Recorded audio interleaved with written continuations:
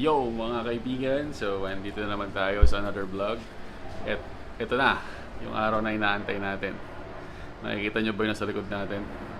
Yan na yung tandem na ginawa ni Boss Ave Maldea na para kay Kuya Jeff. So bubuuin na natin siya ngayon. Nandito tayo ngayon sa shop, sa Lorenz Cycles. At ito yung mga piyesa na lalagay natin. So hindi ko na isa-isahin, naka-dropper post sa likod. Request ni Kuya Jeff yan. Tapos ito, ODI na grips, Crank Brothers na pedal, saddle, SLX group set. Okay. So ito yung frame, gawa ni mga Abe and pininturahan ng tropa natin sa AutoStar, si Kuya Jeff.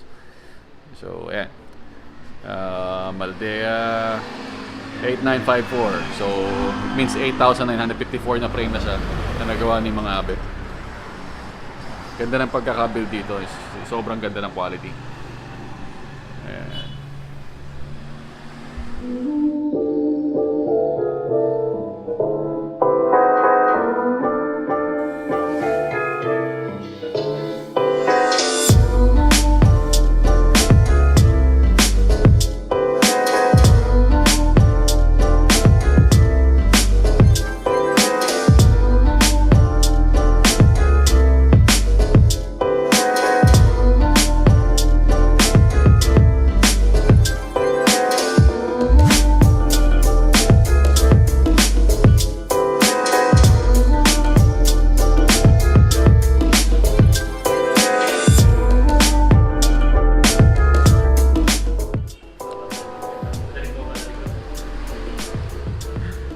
So after ilang minutes, ito na, nakatayo na.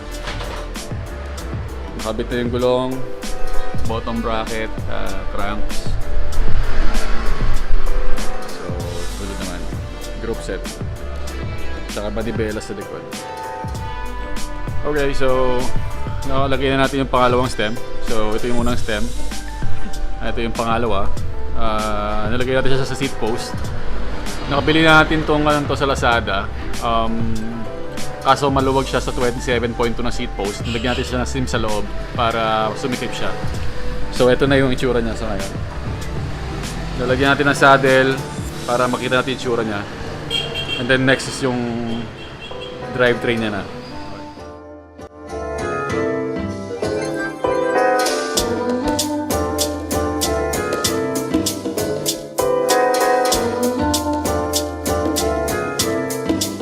So tapos nalagyan ng kadena. Ayan, namubos kami 3 kadena. Actually 2.5 lang ang kailangan mong kadena. And dahil naka-eccentric na bottom bracket, hindi na kailangan ng tensioner sa harap. So ayan, konti na lang.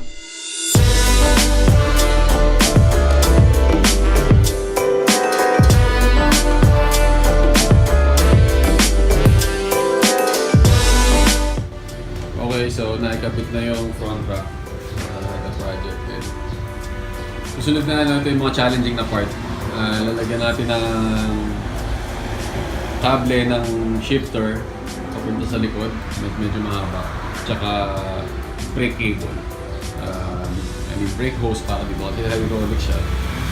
And makikita nyo mahaba. So mahirap makahanap ng shifter cable nito. At the same time, SLX. So kailangan natin gawa ng fittings yung dulo nito para makikabit dito. Okay, so naikabit na natin yung bundle. Yung dulo niya dito pa. Okay. Ayan. Focus ka. Kakabit pa natin to all the way sa mahaba siya. So kailangan natin gawa ng paraan.